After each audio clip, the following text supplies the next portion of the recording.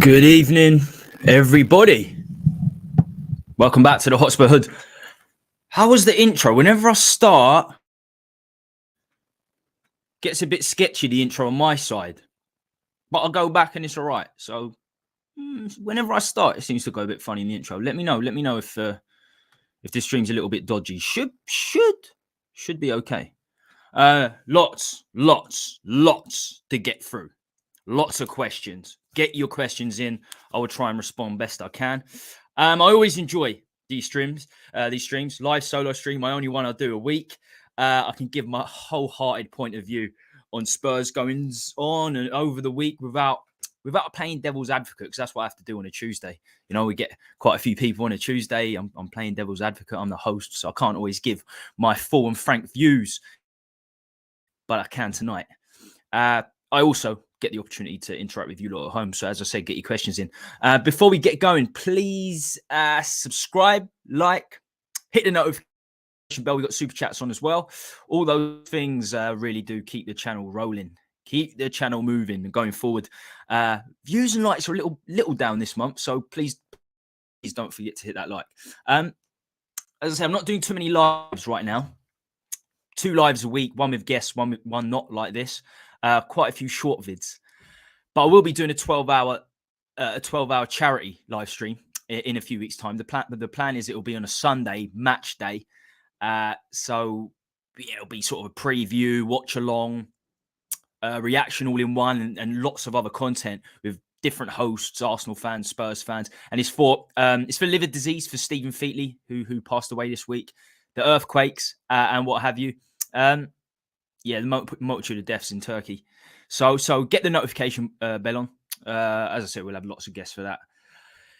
These are some of the questions today. You probably saw, as if you was waiting back there. Let's get my share screen up here. So these are just a few of the questions I'm going to be putting forward today. Give me your thoughts. Right. I done a short vid yesterday morning on the changes I wanted to see going into the game. It was part of my short video. So I wanted Son in for Richie. This is going from the Chelsea game. Perisic for Davis, with Davis moving back to left centre back, and Sarr for either Skip or Højbjerg. Some of that happened, but I certainly would have played Kane. I would have played Kulu. And I would have played Romero for this game, if I'm honest with you. But I understand. That players have to be rested. 3 games in 6 days. You look at Chelsea, yesterday's game, Wolves on the weekend, and to be fair, 3 days later we've got AC Milan. So 4 games in a very short space of time. You do have to keep your players fresh. So there had to be changes last night, personally. I thought there were a little too many. I'm going to quickly look at the lineup now. Let's have a go. This was the team. This was the team we put out. This is the team we put out today. Yesterday night, I should say. So, of course, Forster in goal, no choice there with Lloris injured. Sanchez, right centre-back, first game in a while. Dyer, middle centre-back, nothing new there. Ben Davies, left centre-back. Perisic, left wing. Højbjerg, centre-mid. Sarr, centre-mid. Porro, right wing-back.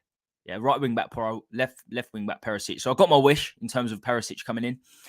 Son, I got my wish, but I wanted Kane in for Richarlison, to be honest with you, and I wanted Kulusevski in for Mora. I can't believe Mora started with Danjuma there, because I know Danjuma can play on the right.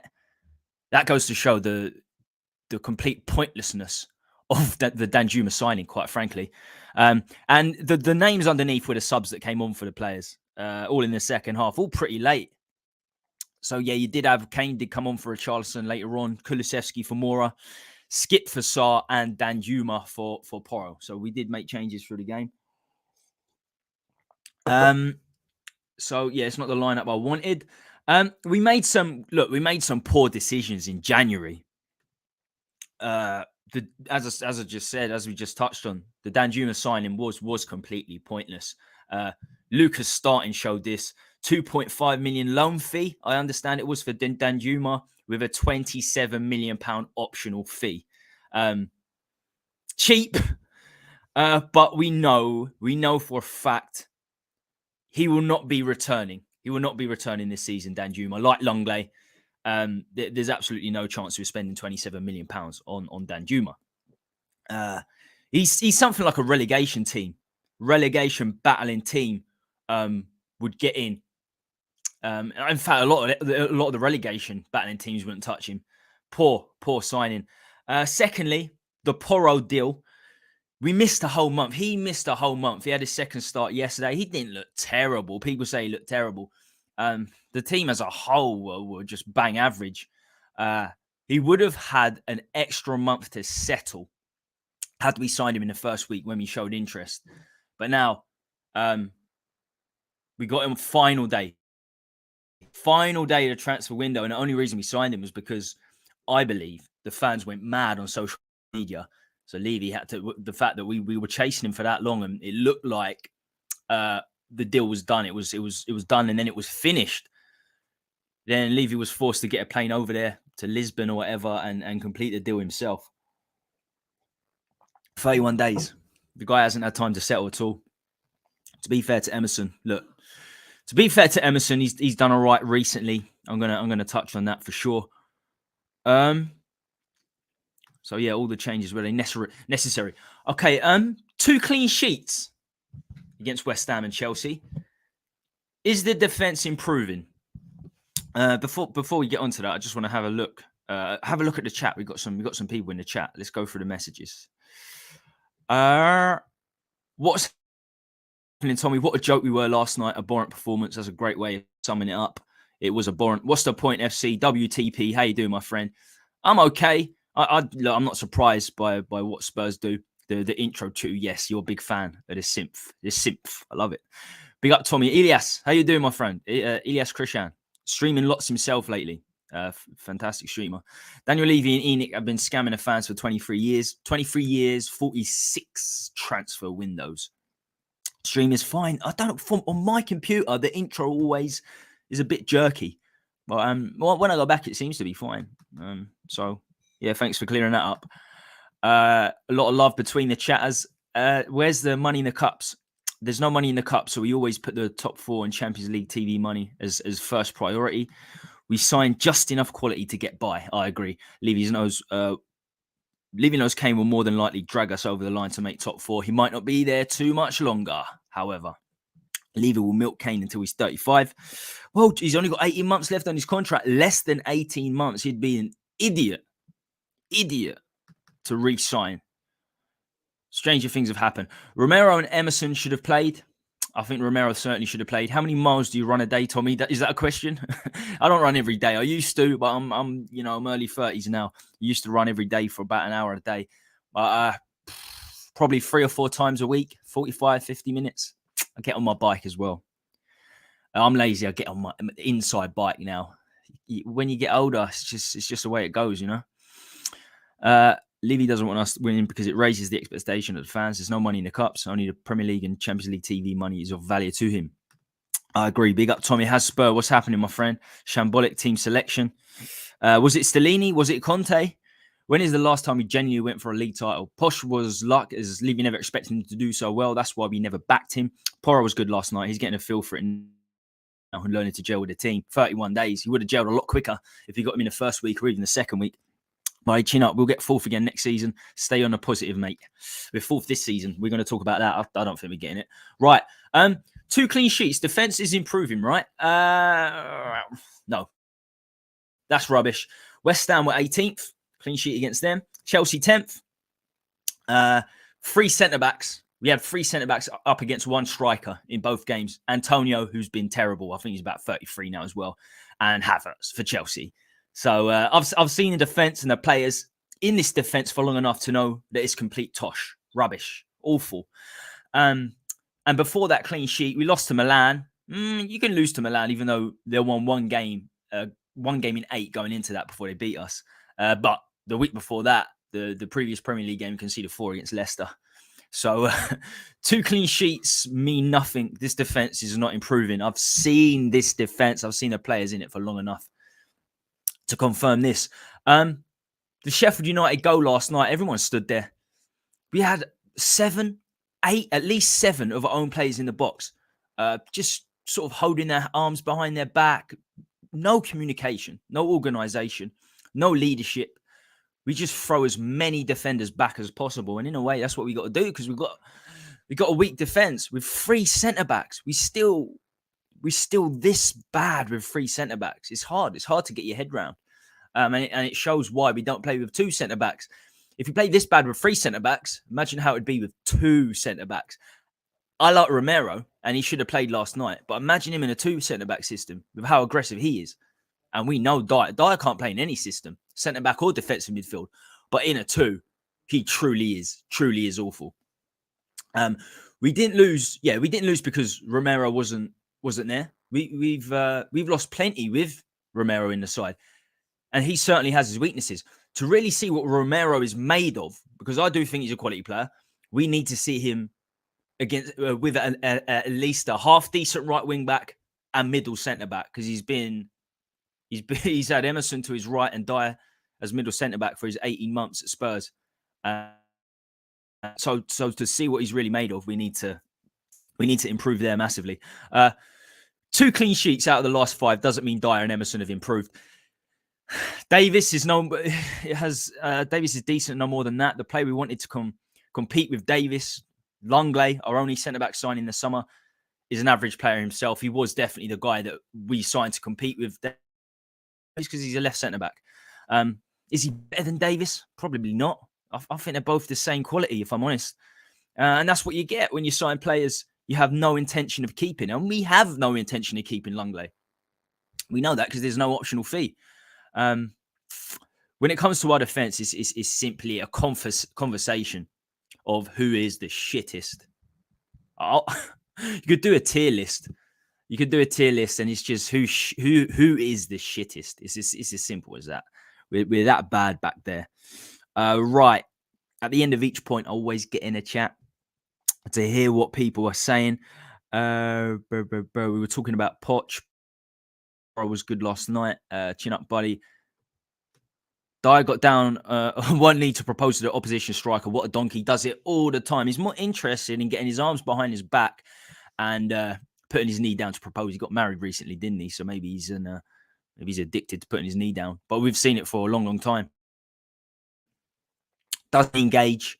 A lot of players were all over the place there. Højbjerg was bad last night. That error, the communication error between him and Dyer, that's got a lot to do with Dyer as well. He's supposed to be the leader there. That could have easily resulted in a goal. And for that goal, he was just messing about Højbjerg. So you do need freshness because he's been fantastic recently, the Viking.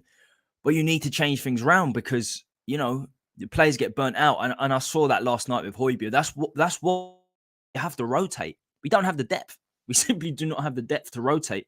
And that's perfectly, we can see that perfectly after last night and just the midweek games in general. We've been awful. Absolutely awful. Right. Let's get to the next. Let's get to the next one. Right. I do want to get onto the Sheffield United, the actual performance next up. But Dyer is not a natural centre-back. He just can't tackle. And this hands behind back and down on it. Yeah, exactly. Exactly what I said. And I can assure you, I didn't take a sneaky look at that chat before. Doesn't engage. Hand behind his back is the first port of call for him. It's the first thing he goes to. Tommy, thoughts on Richie last night? Out and out striker. I don't think he is an out and out striker. He wasn't an out and out striker for. Everyone tells me he's an out and out number 9. He wasn't. We didn't sign him as an out and out number 9. His 2 best seasons for Everton, scored 13 goals, was as a left winger. He plays as a striker for Brazil because they've got Vinicius on the left. It was poorer than he was against West Ham and Chelsea. I don't think he had great games there either. Showed some fight, showed some passion. He needs to go, and Kane should have started last night. Without a doubt, Kane should have started last night because Sheffield United is a big game. Going into the quarterfinal of the FA Cup, especially with the teams left, was huge.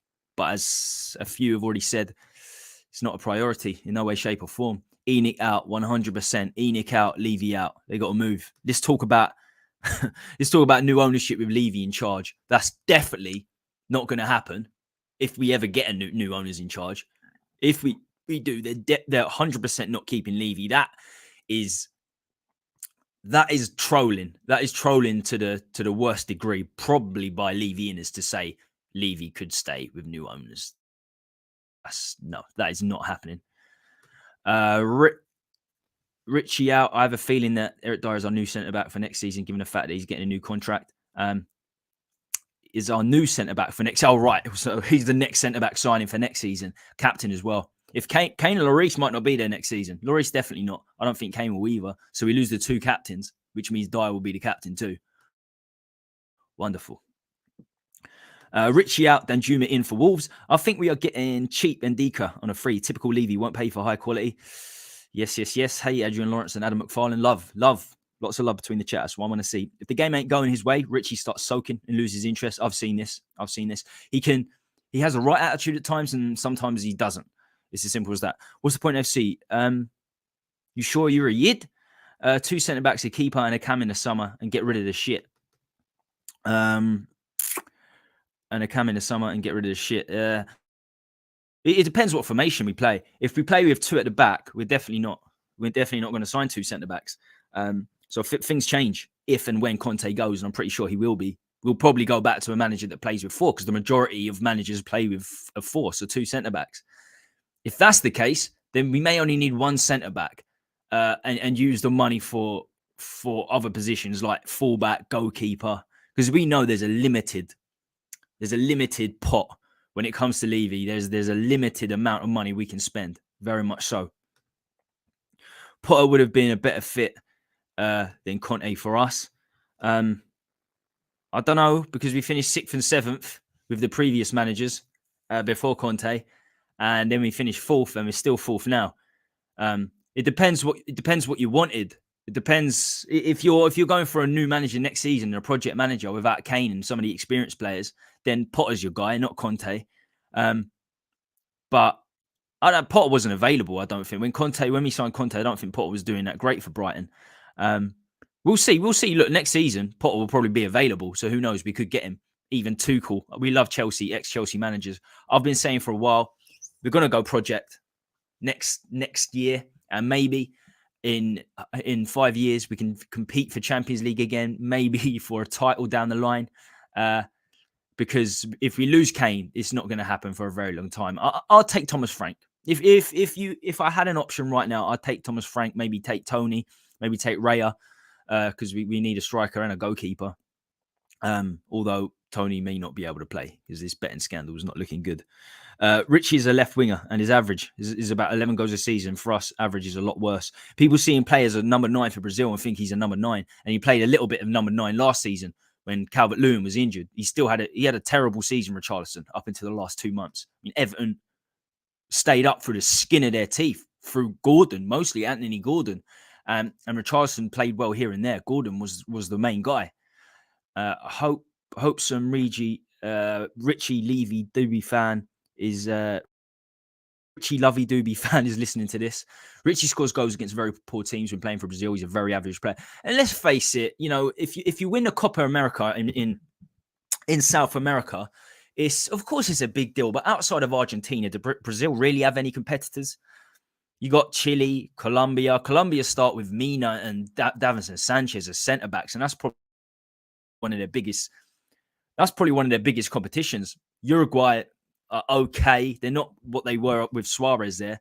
They're a struggling nation. So, Brazil, he's got 20 goals in 40 games for Brazil. And quite frankly, he's going to play as a striker.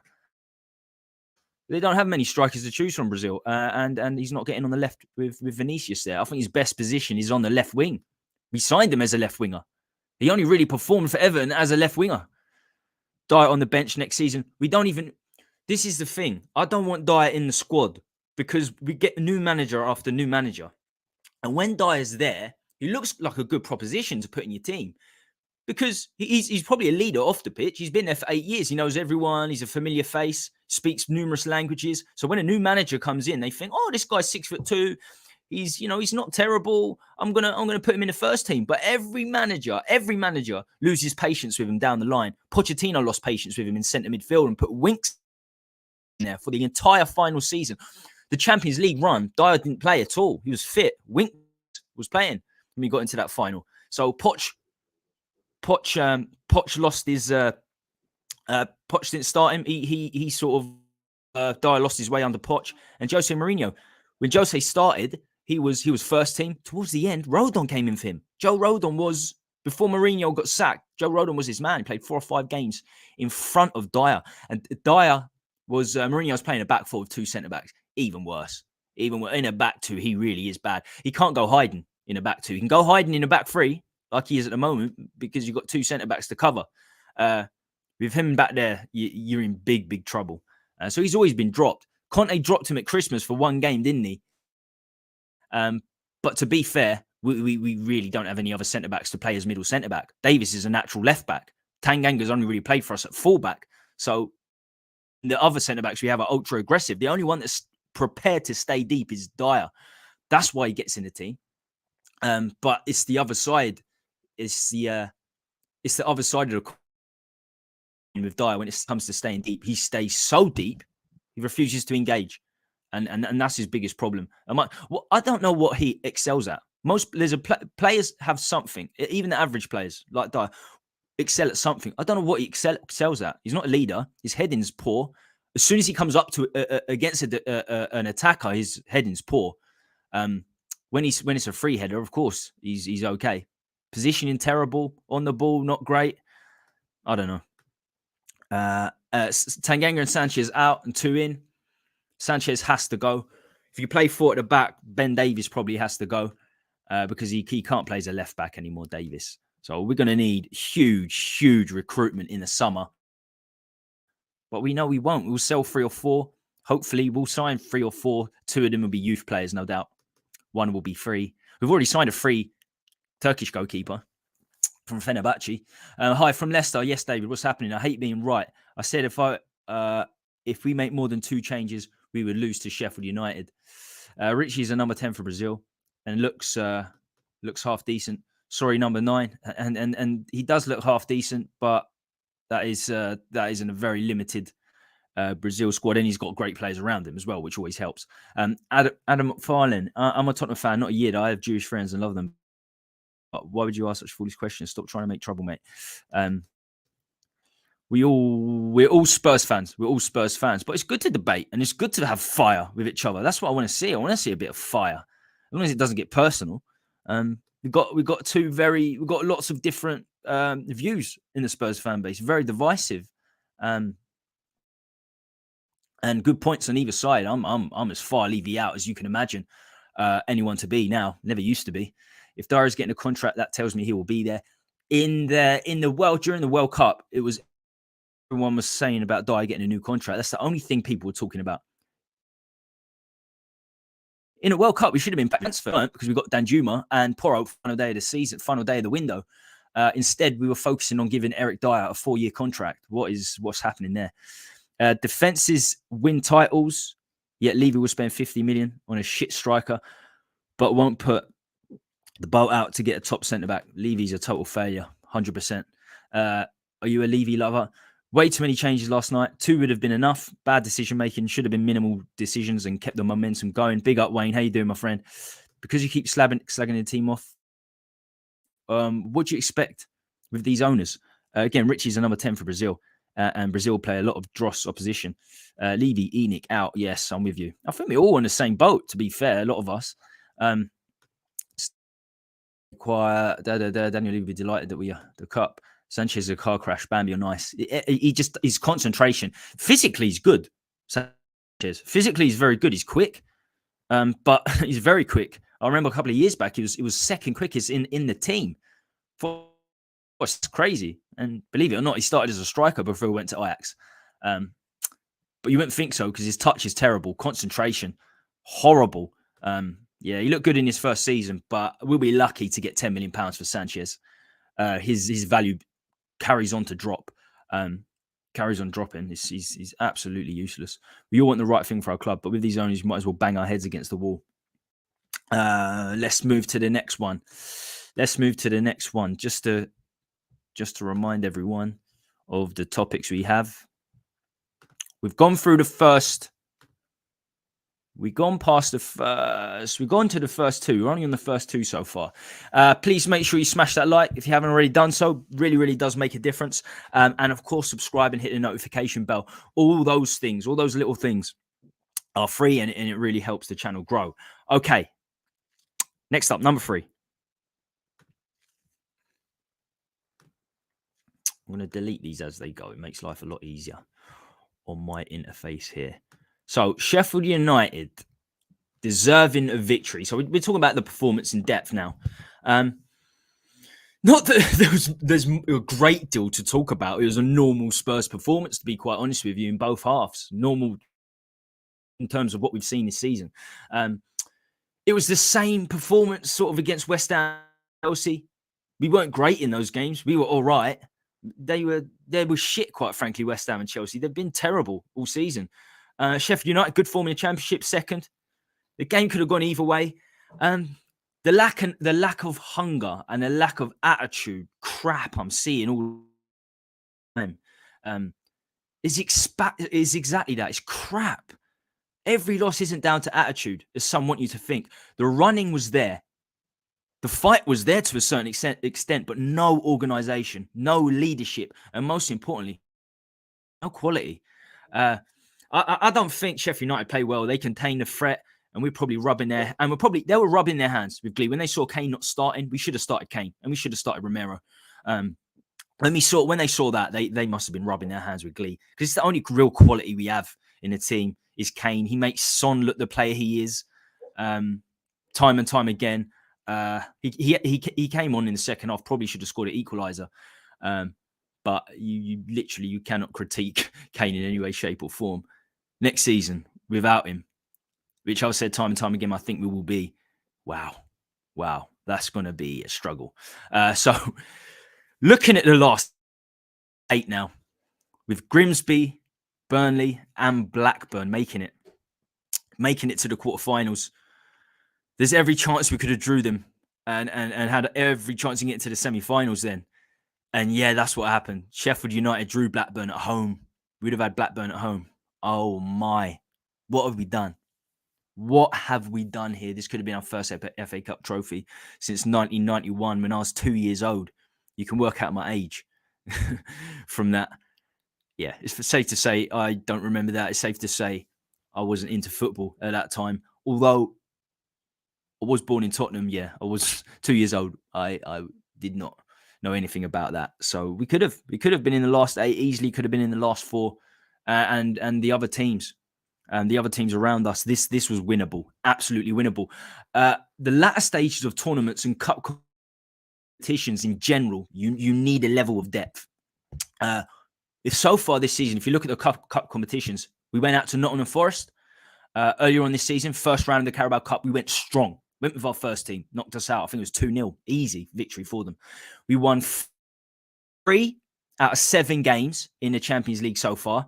We could have had possible in the Champions League. So 3 out of 7 games, which is, and it was the easiest group. You can say what you want. It's the easiest group. Sporting Lisbon, do they win? They don't even win titles in Portugal. Marseille, when's the last time they won a French title?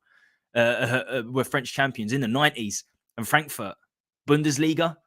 We had the easiest group imaginable, and I don't know how we beat Marseille in both games. They were 2 of the worst performances we've had this season. So we won 3 out of 7 in the Champions League in the easiest group. Went out to Nottingham Forest midweek. We beat Preston and Pompey especially. We were terrible, and they were on the weekend.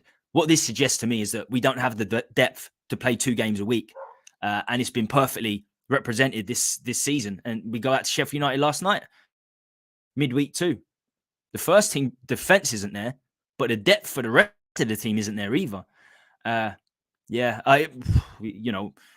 Milan are favourites as far as I'm concerned going into the second leg. They're 1-0 up. They're doing a bit better in the Serie A. 1-0, of course, we're very much in it. We're not winning the league title, so that'll be our last opportunity to win a trophy. But I got a funny feeling. It's it'll be 23, 24 years without a trophy. Even if we get past AC Milan, there's going to be big teams to take us out. And we can't beat any of the big teams this season in the Premier League other than Chelsea, who are 10th and literally cannot score a goal for love nor money. It's the only big team we beat this season. When I say big team, there's 7 teams, big teams that are fighting for top 4. That's the only victory we have, Chelsea, who are in 10th. Shocking. If we beat AC Milan, we got a good chance because our home form has been a lot better. It's sort of swung. Our away form was really good. Our home form was struggling. Home form's better. Away form's worse. I think it is better to make your home. It is better to keep your home ground as a fortress than play brilliantly away. So yeah, there's a chance. But we'll need a good draw. If we go through against AC Milan, we need a good draw. And that's another thing. We've had 3 games in 6 days. Wolves on Saturday. We've got AC Milan next week too. We need depth for these games. Games are coming thick and fast. Not good. Right, okay, let's run back through the comments. Sanchez is a car crash. Bambi on ice. I think that's where we are. Same assess confidence is shot. If Richarlison's a winger, then I'm a Dutch man. I've been watching football for over 6 decades, and that guy's not a winger. He can't get the ball under control. He doesn't run by fullbacks. If he's not a winger, then he's not I think we can argue whether he's not a good footballer or not, but he has only ever played on the wing for Everton, other than last season when Calvert-Lewin was injured. The 2 seasons he scored 13 goals. He was on the left wing. Under Ancelotti, Everton were good, very good. They were fighting for top 4. Calvert-Lewin up top, Richarlison to the left. That's when he had his best seasons. So, he plays number 9 for Brazil. We've already talked about it. Vinicius, he's not going to oust Vinicius on the left. Who else can get number 9 in Brazil other than Jesus? What other strikers do they have, Brazil? Nothing. So that's the position he gets in. He showed last night he can't really play as a striker for me. He can. He can back up there, but the best I've seen him play for Everton under Ancelotti was on the left wing. Whether he's good enough as a footballer is a different matter. Great point. Titles are won based on solid defenses. Yeah, as the great Alex Ferguson said. And I love quoting Alex Ferguson. If there's someone you want to quote, it's Alex Ferguson. Attacks win games, defense win titles. Simple as that, really. Unfortunately, when it comes to our beloved club, the team is bottom of the barrel, last rung on the ladder when it comes to priorities. I agree. It's embarrassing. Sanchez, a United's defender who's not comfortable in the ball and costs 45 million. That's Twilight Zone territory, mate. 45 million. That was 5 years ago, I believe. So 45 million 5 years ago is equivalent of about 60 million now, minimum. So he done all right in his first season, but that's when he was in and out with Vertonghen and Toby next to him. So you're always going to look good with either one of those next to you. Sanchez was good. Yeah, he was. Yeah, exactly. Just as I said, first season, apparently Barcelona were looking at him for 60 million, 70 million after the first season. But what I will say is, Davinson Sanchez had just 1 season at Ajax. He came from Colombia and had 1 season before we signed him for £45 million. Madness. Because he was young. Yeah, he was young. He had sell-on value. Well, he hasn't got much sell-on value now. That's for sure. We'll be lucky to get 10 million for him. How can owners run a scam on the fans for 22 years, yet a vast amount of Spurs fans are blind to the fact that they were being played by Lewis and Levy? Sheffield United was so average. And that makes it... I'm going to be looking at Levy's Disney World, Levy Land, which he seems to be pumping all his money into right now. I'm going to be talking about that sort of towards the end of the show. Right, next topic. I'm going to go through the chat before we get to the next topic. Please make sure you smash the like if you haven't already done so. I think we've got 12 people watching. It's completely free, and subscribe if you haven't seen the channel before. It just goes to show how average the Premier League is now when Tottenham can finish fourth. Honestly, our team is bang average, and without Kane, we are mid-table or worse. We're going to see Newcastle. Newcastle got 2 games in hand on us. Liverpool are in the top 6, I think, for the first time this season. It's going to get tricky. It's going to get tricky. In fact, that is my next point. Is top 4's is 4th spot ours to lose. Perfectly onto it.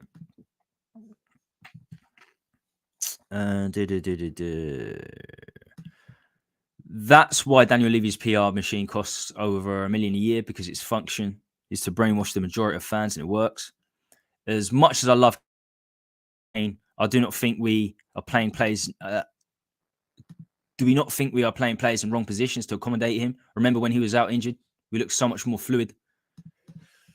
No, I think you're wishing for something. I think when Kane goes, we're going to see a team fighting for Europe at best. If I'm honest with you, maybe we had a couple of decent games without him, but I don't see there being longevity to that. I mean, who scores the goals outside of Kane this season? I think Son's our next top scorer with 4.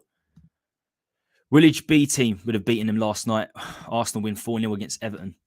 Looks like their sort of brief poor form has gone, Arsenal. Just our luck, Milan are coming into form. That's why we needed to beat them then. We had to beat them at the San Siro. They were poor. They were really poor at the San Siro. We had a good chance of beating them. We really did. And I think we threw it away there because now Milan are in a bit of form. I think they've won 4 on the bounce, something like that. Conte's supposed to be a world-class coach. He's been with these players for long enough to know what making so many changes was going to be so risky. So the players were crap, but Conte not blameless. No, the manager has to be culpable. I think he made too many changes. I think Kane had to start. I think Kulusevski had to start. I think Romero had to start. Maybe you change a few things against Wolves. Maybe that's what you do. But at the end of the day, you do have to rest players. You absolutely do. Look at Hojbjerg last night. He was terrible. He looked burnt out. So you do have to rest players, not just for the Premier League game against Wolves, because they can literally burn out and not perform. And we saw that last night with Hojbjerg. We absolutely saw it. He was terrible. So you do have to rest players, but we changed things too much. Changed things too much last night. We should still beat Sheffield United comfortably with our B team. Comfortably. We're rubbish, and they'll go straight back down next season if they come up. We just look like we didn't want to win. Yes, Eugene, what's happening, my friend? Big up. How you doing, mate? Eugene, he's been Levy out from the start. When I first started talking to Eugene, I was not as Levy out with Daigle and some of the others, but after the sacking of Jose before a Carabao Cup final, that shows how seriously Levy takes domestic trophies. Sacked him before a Carabao Cup final. After that, the whole ESL, the whole 72 days without a manager, then employing Nuno, I was done. Add to that the years previously of terrible transfer windows, 500 days without a signing, and then the recent transfer windows, finishing 6th, 7th. No, I'm Levy out. I'm Levy out all the way now, 100%. We need him out. Listen, the big Swede is back, and he will take the piss out of Dyer for Milan. Oh, Ibra, is he back? They didn't even play well. They were there. They were there for the taking, AC Milan. They really were. Just shows if you're not getting minutes, your confidence must drop. If ENIC are making all the money, then they can afford to pay for a genuine football man running the side. Absolutely, they should have employed a director of football that they're willing to hand the power to in terms of signing players. But Levy never will. He employs them, but he takes the power away. They just become puppets. Paratici, when he goes, if he goes, there'll be another director of football that probably done a good job somewhere else, elsewhere with another club. Probably done a very good job, but he'll come here and Levy will sign off. Every player, every contract, every sale, 100% comes through Daniel Levy. You put a director of football there to say otherwise, but I don't believe he's ever given power to a director of football. So we need ENIC to go. We need Levy to go. And this rubbish about ENIC, Levy will stay if we get new owners. That is the Levy inners trolling Levy outwards. It's as simple as that. That's never going to happen. We got our Tottenham back last season. Jay Ashraf, how you doing, my friend? Romero and Ibrahimovic could be a bit tasty. Certainly could. Ibrahimovic going strong. I think he's 42 now. I was looking at Buffon the other day. 45. I know he's a goalkeeper, but 45? Wow. James Anderson, 41. Big cricket fan. You know, these training methods. Plays going on for ages. It's always been there. I just think all these top managers need tickets of cash, otherwise they get found out. What was that? Tickets? Buckets. I just think these top managers need buckets of cash, otherwise they get found out. How can Salidi sit there and tell us team had no energy, we're making changes, what should have been fresher players? Got to go, everyone. Going to sleep soon. Have a great and fun show. And as always, leave you out. Yeah, Eugene's in Malaysia, so so it could be like 3 or 4 in the morning there. Big up, Eugene. Take it easy, mate. It's the same with us sometimes. I've got to work and just can't be asked. Paratici was clearly done as a fan of appeasement, just like Conte also. Absolutely. Kane will be 50, still banging them in. This is the thing. If we sell Kane to any other club, he could still got 8-9 years. Easily. 38, 39. He doesn't rely on pace either. So, agree, mate. Conte was just another puppet. He don't complain about the lack of quality signings, and Paratici has his hands tied trying to sign gems. I pretty much touched on it already. Is 4th spot ours to lose? In a literal sense, it is, but I still wouldn't make us favourites any way, shape, or form. We've always been ahead in terms of games played, it seems, for the last couple of months. For some reason, Liverpool have just made it into the top 6 now, and still have a game in hand on us. They're slowly getting their attacking players back, and we'll go on a run for sure. It's too late for Chelsea. They're 10th. They're out of it. Doesn't matter how well they do from here on in. They'll struggle to get into the top 7. So it's Liverpool and Newcastle, or ourselves, that are going to get top 4 as far as I'm concerned. Newcastle will go ahead of us if they won their 2 games in hand. Actually, if they win 1 and draw 1, they will go above us on goal difference. So 1 win, 1 draw with Newcastle's game in hand. The way the table is right now, they go above us. Fulham and Brighton are up there, but they're not gonna get top 4. They're really not. So it's a 3-horse race. It's a 3-horse race, and we're like a horse missing hooves. You know, I don't see it. We're not favourites, even though we're there right now.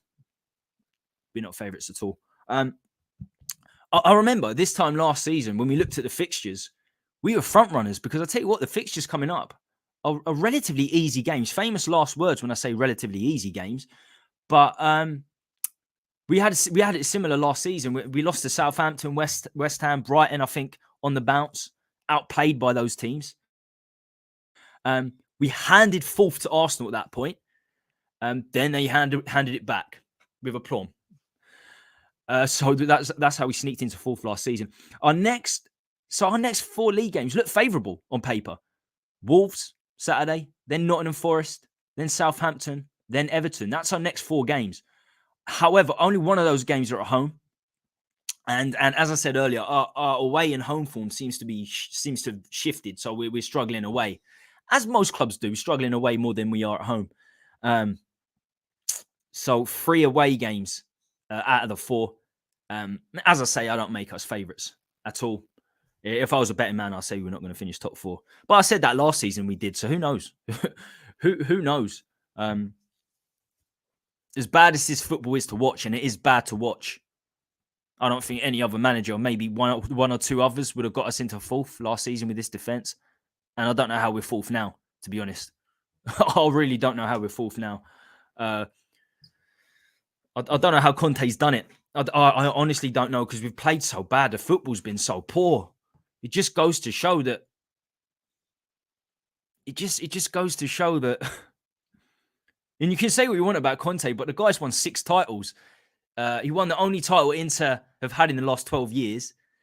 He's the only Chelsea manager in the last 8 years to win a league title. Won the FA Cup with them as well. You got to look at his CV, Chelsea, for Conte's CV, and just say, unbelievable manager. And as much as I don't enjoy the football, and as much as I want to go back to a 4 at the back system, the fact that he got us into top 4 last season, the fact that we're still 4th this season, I don't know how he done it. I don't know how he's done it. Maybe it's just lucky. I don't know. I don't know how he done it. I have a really important talking point next. And it will be number 5. Thoughts on the return of the Deadwood. Return of the Deadwood. We got a lot coming back. In fact, I think we've got all the loans coming back. But let's get back in the chat. Right. Good night, Eugene. Kisses. Hotspur, what's the point? Don't think he's a puppet. He's just given up. Spurs an attractive club for players, managers, but we never follow through with our lack of ambition. Transfer policy is a problem. Has been for a long time. Liver Rock looks so good, man. They could be back and they should easily pip us to 4th. Yeah, they're getting their injuries back, and they're quality side with a quality manager that's been there and done that. At least if we go to the Champions League, we still got top 4 to go for. Otherwise, we would finish about 10th. The only reason I'm bothered about finishing the top 4, as I've been saying in my short videos, is to keep the players we have, because the best players want to be playing in the top 4. The best agents want their players to be playing in the top 4. So it's not just getting top 4 to sign the best players in the world, because we don't use top 4 to sign the best players in the world. We need to keep our players. We need to keep the Romeros, the Bentancurs, the Kanes, the Sons. And if we don't get top 4, there's a far less chance of that happening. It's not just about signing players. It's about who we keep. Yeah, it's as simple as that. The vicious cycle. Newcastle's next game is away to Man City. Yeah, I think Newcastle could drop that. I think Newcastle could drop. Liverpool worry me more. Seems like that has. But we're 4th, and I mean, in the league we're doing okay. It seems we beat West Ham 18th. We beat Chelsea 10th. Both teams absolutely fucking awful. West Ham with Antonio up top. Chelsea with Havertz, who's definitely not a striker. Of course, I'm glad we won those 2 games, and they're both London derbies. But you know, the fact that we lost 4-1 before that to Leicester sort of shows where we are. He's a puppet. He shows all the signs of being a puppet, because he shows no ambition and signing knowing Levy's conditions. Yeah, he signed an 18-month contract, Conte, knowing that he's going to return. He's not sticking around at Spurs. He'll take the 300 grand a week. That's it. He'll take 300 grand a week and fuck off. He had no intention of staying beyond 18 months. Can you blame him? I don't care. Take the money. His CV and his reputation, Conte, after this job is going to be absolutely intact. A lot of clubs around the world will be saying, how the fuck did you get Spurs into 4th? And if he does it again this season, how did you get him into 4th? So he'll take the money, go somewhere else, could go back to Juventus. He could easily go to Spain. He's not afraid of going to other leagues. What's that huge 6'5" defender Wolves for Wolves? I'd love him at the club. I think Max Kilman. I could be wrong. Or is it Nathan Collins? Nathan Collins or Max Kilman? Max Kilman's a left centre back. He's a left-footed centre back. Young English centre back. Nathan Collins is as well. I think he was at Burnley last season. That could be the one. It might be Nathan Collins. But both are good. Both are very good. Does anyone know the name of that 6'5" defender for Wolves? He's brilliant. I want him at Tottenham. Peter Crouch. I was watching some highlights, previous highlights of Spurs' greatest moments at old White Hart Lane, and Peter Crouch came into it against Inter. Obviously, both legs against Inter were magical. And I tell you what, Crouch missed a lot of chances in those games. We know who came to the fore in the Inter games. Oh my God. I went back to the first leg at the San Siro last night when we lost 4-3 to Inter, but we were 4-0 down with a man sent off, and Bale's goals. Wow. His 3 goals in that game. Incredible. Conte has won nothing with an average squad. Inter were doing nothing. Inter were doing absolutely nothing before he showed up. They hadn't won anything for 12 years. That was not a great Inter side. He turned it into a very good Inter side. Lautaro Martinez was terrible back then. He got the best out of some average players. And Ashley Young. I mean, you had Ashley Young at left wing back for Chelsea. The defense wasn't great at Chelsea. It was David Luiz, Gary Cahill, Fabregas, he had to turn to a deep centre midfielder. Brozovic at Inter wasn't doing much either. He had a really bad season before Conte showed up. Perisic too. Perisic was loaned out before Conte showed up. So that Inter side was not a good Inter side. I'm sorry, it wasn't. Juventus were nowhere. They hadn't won a title for 5 years before he showed up. I disagree. As I said, he had to play Victor Moses at right wing back. Marcus Alonso was it left wing back? He hasn't just had great clubs to come into. They won nothing before he come into him. The majority. You have to support in this club. Oh fuck yeah! The zombies are set to return to the club. We got 20 people in the chat coming up to an hour. Please smash the like. We've got plenty of talking points to go. That's it. Fully interactive. Fully interactive today. I'll try and get through everyone's chat. Easy on these solo streams, and I love them because I can't do it when I've got 5 people on a Tuesday night. But I like to regurgitate some of the questions, and of course, there's some new questions here too because things are changing every day at Spurs. Not in a good way for the majority. Daryl Denton, how you doing, mate? Elite manager required backing. Never knew why we got him. Jose proved the plan don't work. Absolutely. I like the list to be discussed, Tommy. Keep that going every show. I'm going to keep this question stream going. Question time stream going every show. We've got 3 more points from 5 onwards. Thoughts on the return of the Deadwood? Should we sign you for experience this summer? And are we one Mickey Mouse short of Levy land? Conte buckled under Levy like the rest. He'll take the money. And run 300 grand, and good for him. As I said, his reputation will be intact. Deadwood need to go in the summer. Problem is Levy wants too much for them, and they're shit. Yeah, if I was Conte, I'd be rubbing my hands together and licking my lips at the £15 million per year. That's why his family aren't here. The 18 months contract he was given, he's doing that and he's off. I can see Conte at Chelsea. The back 5 they could put out is better than anything we have. And you just got to look at that back 3 that they had when they were winning titles and won the FA Cup back then. I mean, Cahill, David Luiz. Who's the third centre-back? I don't think the third centre-back was great either. Marcus Alonso, Fabregas in a creative position. It really wasn't that great. He had Hazard and Diego Costa. It wasn't an unbelievable team. And he had Young and all sorts at Inter. They can have Conte. We'll have Brighton manager. De Zerbi.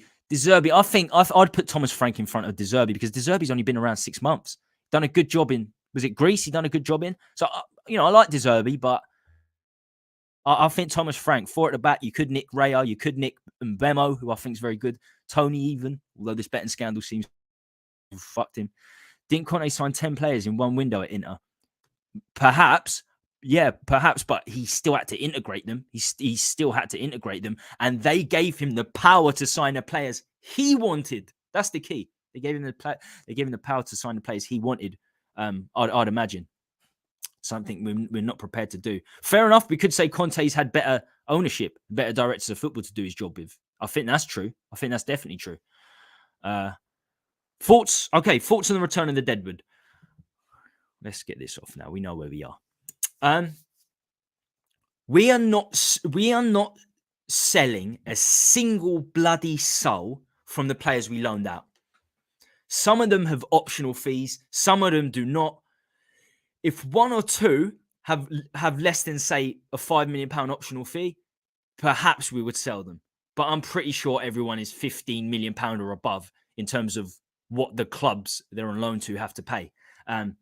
This is what I've heard specifically on the players that we've loaned out with optional fees. You got Rodon at Rennes, 18 million optional loan fee. We've got Reggie at Atletico Madrid, who's joined by Doherty at right wing back, whose contract we ripped up.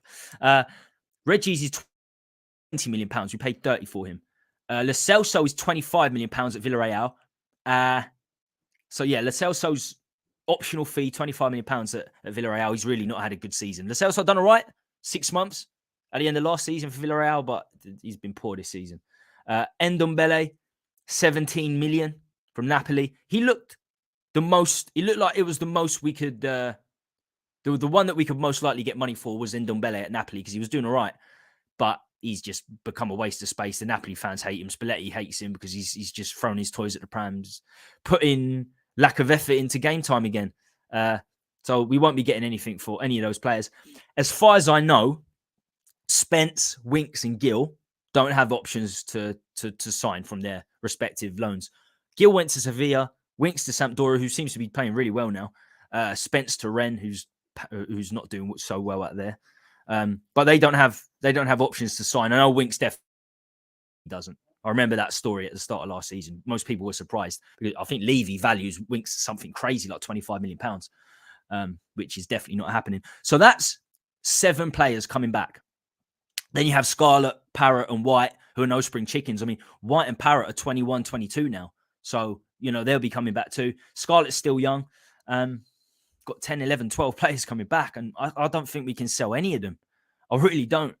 Unless you take less than £5 or £10 million.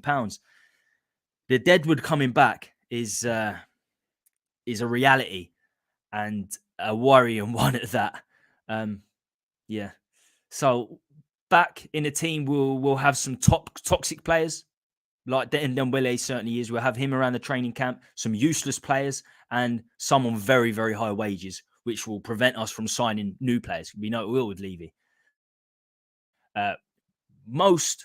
If you look at the value of the players I've just mentioned, over £250 million we spent on them in transfer fees. Over £250 million, around 250 in transfers alone. Horrible recruitment. Every single one of those players was signed off by Levy. I'm absolutely convinced. Football scouts would never have gone for some of these players ever. Kane goes. When Kane leaves this club and the Deadwood return, wow. We're gonna be in big trouble. So what are your thoughts on the return of the Deadwood, people? Please smash. We're exactly an hour in. Smash the like if you haven't already done so. What are we up to? If you want these solo streams to keep going, you have to smash the like. I enjoy it. I enjoy interacting with practically every message. Oh, we got 18 likes. If you haven't hit it, please do. Makes a big difference. Right, I'm going to get through the chat in a second. Just want to see where we are in terms of the questions before I move on. We'll put these back up as I go through the chat. Right, where are we? A few new people in the chat. I like this list. Conte, Deadwood need to go in the summer. Probably is Levy. Yeah, I think that's where we were. Adam McFarlane. Deadwood need to go in the summer. Problem is Levy wants too much for them and they are shit. Yep, if I was Conte, I'll be rubbing. I know we're past here. Oh, SOF, haven't seen your message yet. I could see, big up, my friend. I could see Conte at Chelsea. Oh, we did see that. We did go through that. They can have Conte. We did have that. This is where we are. David Clark. The grass on the NFL pitch was critiqued by the Americans. And if this go-karting affects it further, then Levy could be killing a golden egg. The fact that this is the talking point, this is the talking point, sums up where we are as a football club. With this message, David Clark. The grass on the NFL pitch was critiqued by the Americans, and if this go-karting affects it further, then Levy could be killing a golden egg. Imagine any other football club in the Premier League talking about this, especially a Premier League club that has the matchday income in the league, highest season ticket prices in the league, highest projection in the next 5-10 years, easily in the league. 23 years, we won 1 Carabao Cup, 46 transfer windows. And we're talking about this. It's embarrassing. Big up, Tommy. Terry Wright, how's it going? How you doing, my friend? Great to have some of the regulars on board tonight. If Posh comes back, I could see 2 or 3 of Winks, Lo Celso, and Ndombele get another chance. Reggie, he might as well. Do you know what, Reggie? I thought Reggie was good in his first season. Had pace, could swing the ball in, but he's terrible at Atletico Madrid. He seems to have an attitude problem as well. And he was decent in his first season. When he had to move to a left wing-back role, immediately he turned shit at Spurs. Reggie, because first season he looked decent. I'm not saying he looked great, but he looked decent. But what worries me is some of the stuff he said off the pitch when Conte came in. This has been the hardest week of my life, training and rubbish like that. You don't say that, Reggie. You don't put that in the press. This was the hardest week of my life. Get your head down and work under Conte. We don't want players like that. But I do actually rate. I actually rate Reggie higher than Sessegnon, that's for sure. In the summer, I wanted Sessegnon gone before I wanted Reggie gone. Put it that way. Which proves that either our scouting team is the worst in Europe, or or they have found players, but Levy won't even entertain buying them. They don't even get in the news because Levy blocked it 100%. Has anybody heard the news about the Colombia goalkeeper that we were looking to sign? There's one of the scouts in Colombia announced it on Colombian TV, one of the Spurs scouts. And because of this, he got sacked. Levy sacked him. So some unknown Colombian goalkeeper, I think his name's Meir. His surname's Meir. So that's Paratici employed this scout recently. So that's a weird one. Look it up. Look it up if you haven't. We're going for weird goalkeepers. We've signed the Fenerbahce goalkeeper who's had 4 or 5 caps. He's not very good. I'm half Turkish and I've lost. I don't watch Turkish football anymore. It's rubbish. He's a Fenerbahce goalkeeper, free transfer, 24 years old. If you can't get in the top 5, if you can't get in the top in the starting 11 for Turkey as a goalkeeper, the way Turkey are right now, then you're not going to be a Premier League goalkeeper. Certainly not a goalkeeper that needs to be getting in Europe. So he'll probably be a backup. I don't know. Free transfer. Levy licking his lips. Shocking recruitment. Absolutely. We would be lucky to sell half of them. We'd be lucky to sell 2 of them. 2 of them would be lucky. And Tommy, that doesn't include in the current squad. Absolutely not. These are just the players coming back. So you look at 25, you add another 10. You got 35 players. Half of them are useless. We need to get rid of 5 centre-backs. More so if we go back to a 4 at the back system, which I think we will under a new manager, unless it's Tuchel who plays 3 at the back as well. 5 at the centre-back. Tanganga, Davis, Sanchez, Dyer. Lenglet's going to go back anyway. We need to move them on. I'll tell you what, though. It's safe to say Dan Juma at £27 million optional.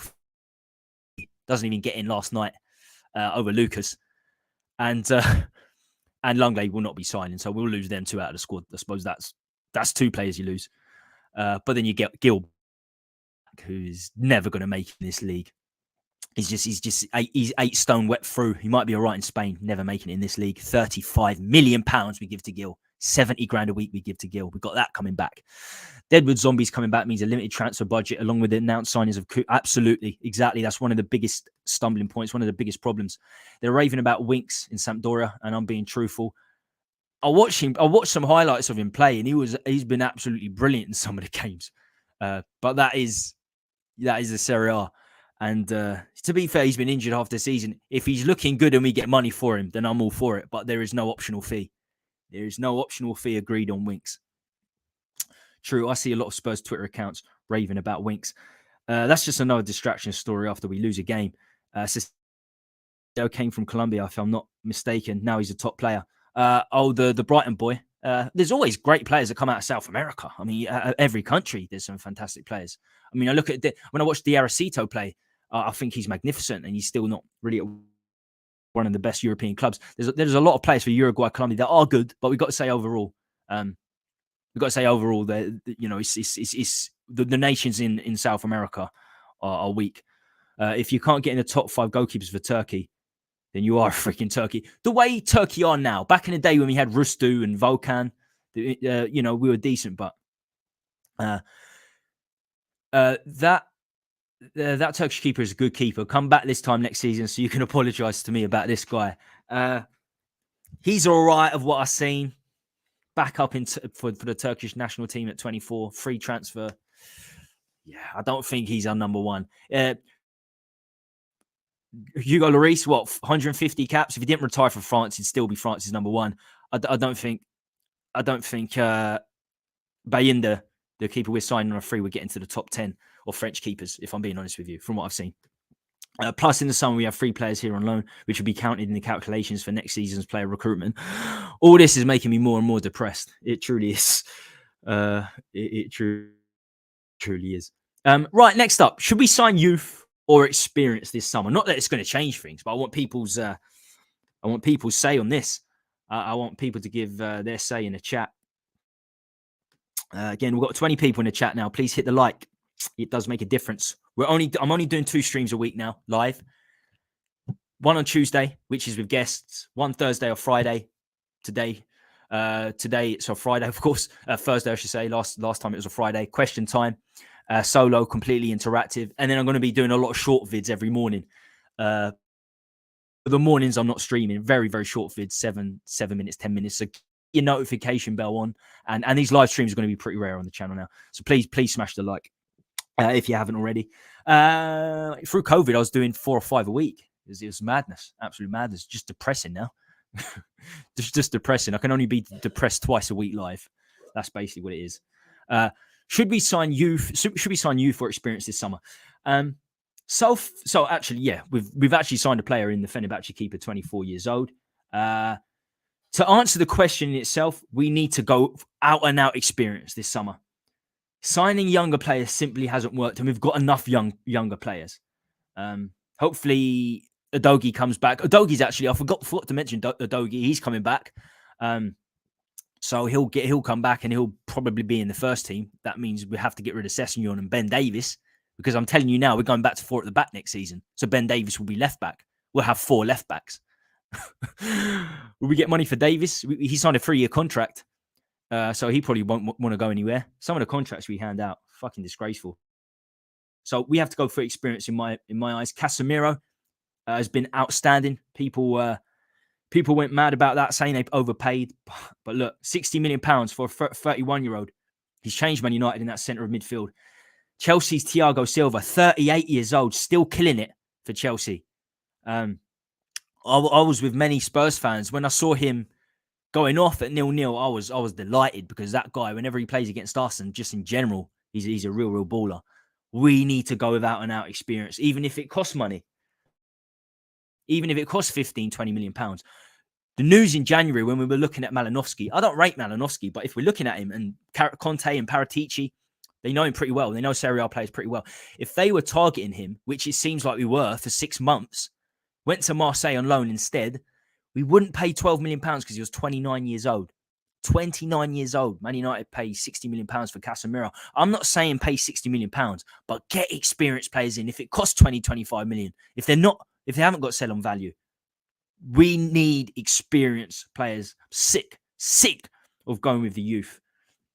I'm sure we signed Perisic and Forster on frees, but 33. I don't know how old Forster was, 35. They're not going to be around for much longer.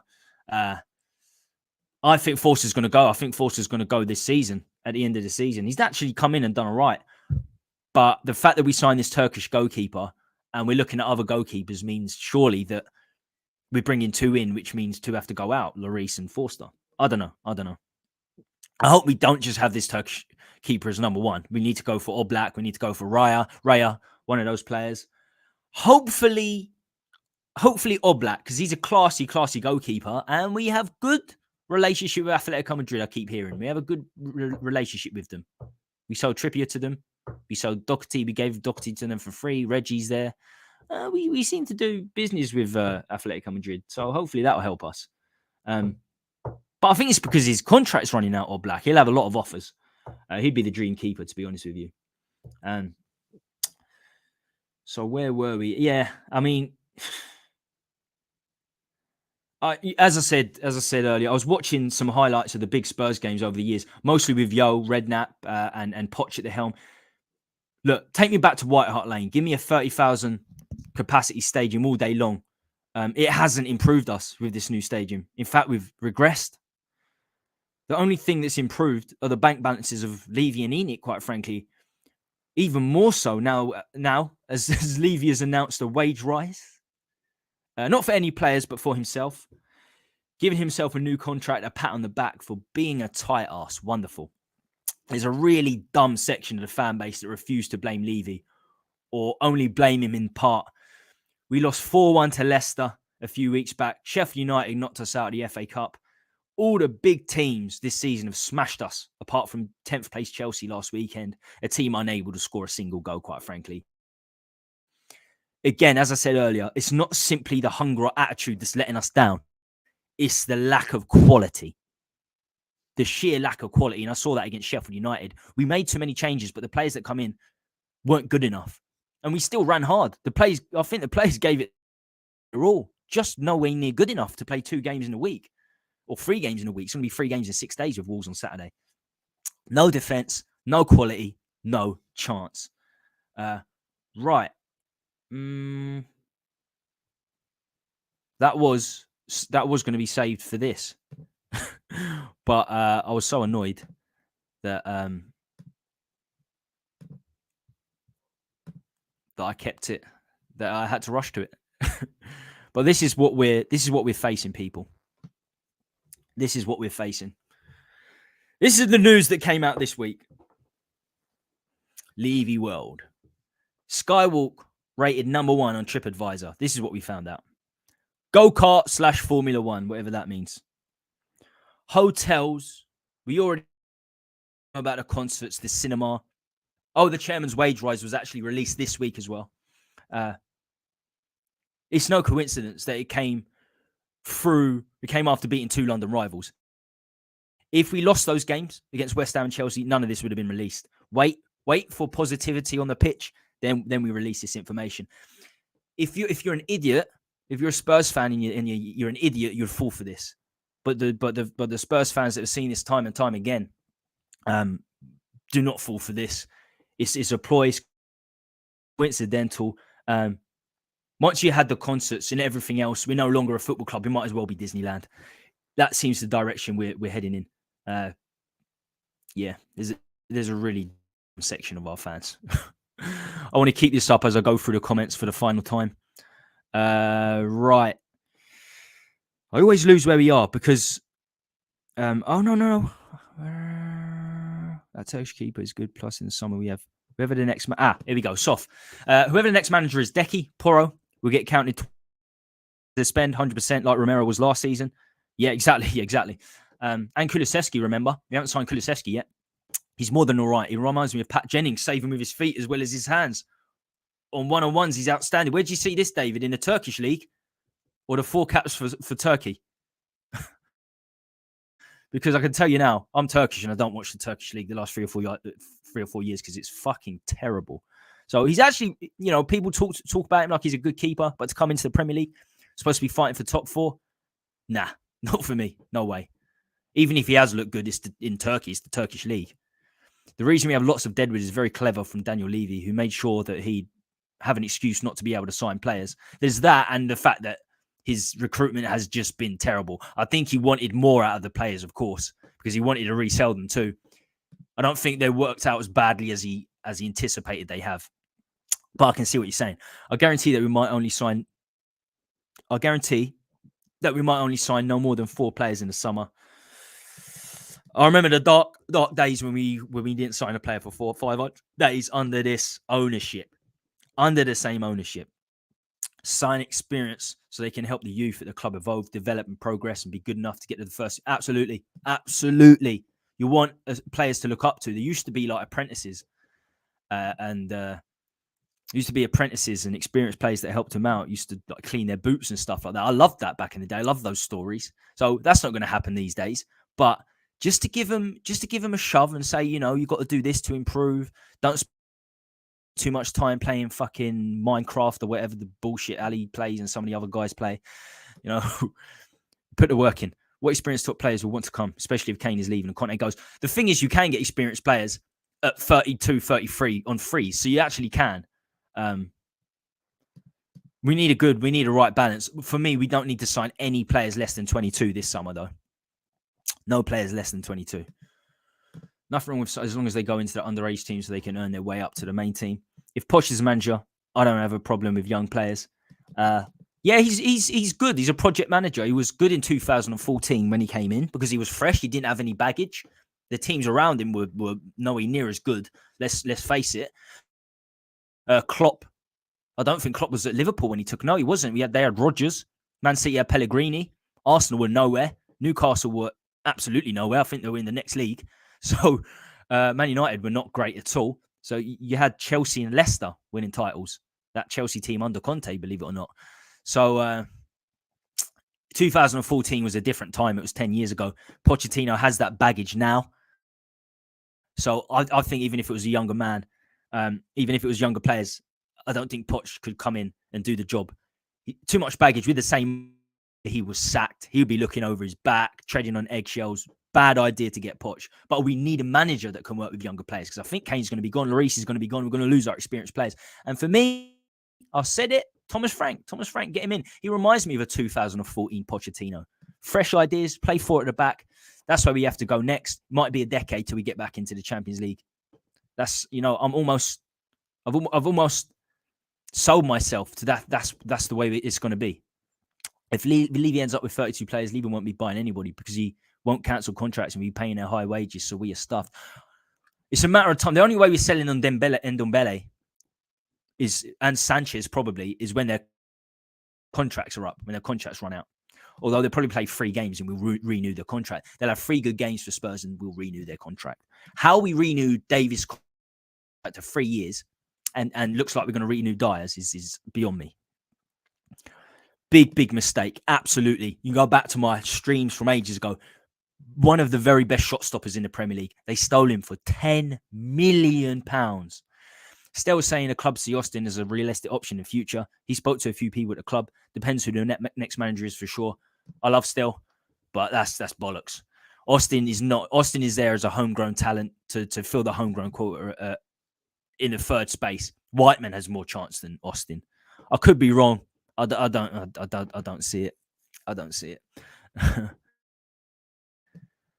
Big up Tommy and Dyer and Davis disgrace and up the minerals. Let's have it. RIP Super Steve Flat, 100% Stephen Flatley. I'm going to be doing a charity stream in a few weeks for Stephen and the Earthquakes, talking 12-hour stream. It will be during one of the games. And I'll get a lot of help. I'll have a lot of fellow streamers helping me to host and Arsenal fans and all sorts of stuff. So are you a non-Spurs fan? You a non-Spurs fan? Minerals? I haven't seen you. I've maybe seen you on once or twice before. As far as I'm concerned, says Sanchez are deadwood within our squad. Daniel Levy made a statement that every pound made by Enoch would be filtered back into the playing side of the football team, and so he is a liar. 100%. He is a liar. We know he's a bullshitter. Then there's the deadwood that's out on loan, so we were full of shit that we ended up constipated as a club, being unable to get rid of the zombies. Zombies. Big up David Clark. Don't forget go-karting. Number 1. Don't forget about we're number 1 on TripAdvisor. Skywalk is number 1 on TripAdvisor. I can see us push United for third after we get knocked out of the Champions League. They'll go far in the FA and Europa. Last season we pushed on only playing 1 game a week. Yeah, we can't deal with 2 games a week. It's as simple as that. We lost to Forest in the Carabao Cup. 3 wins out of 7 in the Champions League. I said it earlier, against weak opposition. We've got the easiest Champions League group going. Simple as that. And I don't know how we beat Marseille in the 2 games we did. They were 2 of the worst performances I've seen this season against a shit Marseille team. I don't know how we got through into the Champions League. Very, very fortunate. Super Mario Go-Kart, the movie comes out next month. I'll be watching that. We can watch that at the new Spurs cinema as well. You can watch Mario Kart in the Spurs cinema, and then after you can play Mario Kart with your friends. I can see us making a partnership with Disney to get a theme park going and an ice skating rink. I've watched 5 videos of him, and it doesn't matter what league you're playing. His team, Fenerbahce, is shit, so he's in the game for 90 minutes and saves are outstanding. And 20 goals. You got to look at highlights and say, well, they're highlights, aren't they? They're going to be the very best keepers. So for me, you have to watch the 90 minutes of a game, especially goalkeepers. The highlight reel is going to be of them making saves. I can tell you now, being Turkish, he is rated high. People do talk about him a bit, but it's a struggle. If we're gonna put him in as a number 1, we're not down as keeper errors. I like Thomas Frank. I like him. He's the best option possible right now. I think for me, nothing will change under owners. Coach Silva, how you doing? As they never buy players managers want. Poch needed backing after Champions League final and they didn't. Jose the same. And now Conte. We need to clear out. I take this Turkish keeper over Pope all day long. Pope is shit with a ball at his feet, but he's a fantastic shot stopper. And Newcastle are brilliant right now. I'm happy we lost to Sheffield. This team is not good enough to play cup games along with league. Yeah, absolutely. Yeah, exactly. 2 games a week. Went out to Forest. We can't deal with it. Look at who we would have got if we went through, though. Blackburn in the final 8. Look at the other teams that went through. Burnley, Grimsby. We had such a massive chance. Massive chance. Put that out now. Massive chance if we had won that game. I'm a gooner. And RRP Steve, please. Darren Davis and Sanchez are a disgrace. Picked up by Conte. Absolutely. Absolutely. Minerals. I've got a lot of love for Arsenal fans. I do a lot of neutral streams with Arsenal fans. And I've got to say, there's only a couple of a couple I don't like. There are many more Chelsea streamers that are wankers. That's for sure. So yeah, big up Steve, big up the YouTube community, because it's a very, very sad day. What really affected me was when I saw Stephen Featley's scheduled streams, and he still had his Formula One scheduled streams. And I know he's a massive Formula One fan. The Formula One weekend starts here, and Arsenal could win the title this season. Those of you who don't know, Stephen Featley is an Arsenal YouTuber, 27 years old. Unfortunately passed away this week with liver disease. Shocking. So I'm going to be doing a charity stream for him and the earthquakes. Please put the notification bell on so you're notified of all future content. They will use ski buggy for the go-kart drivers to get their cars. FA Cup. Right, I have to pop off now, people. I've got a roast waiting for me. Late roast. You can't beat a late roast. Right. Yeah, I'm going to leave it there. Look out for my short vids. Most mornings I'll be doing them. I'll be doing one tomorrow and Saturday morning. I'll be doing a charity live stream for 12 hours in memory of Steve Featley and for the earthquake. So to keep up to date with all things Hotspur Hood, hit the like, subscribe, hit the bell, stay safe, stay free, and stay classy, Lily Whites. I won't be live streaming probably till next Tuesday. So look out for that. Big up everyone. Hopefully, Wolves Saturday we can keep running for the top four, because I think that's all in reality we're going to be fighting for again. Is Champions League Wednesday. I don't mean to be negative Nancy, but I think we're going out. Peace out, everyone. Stay safe.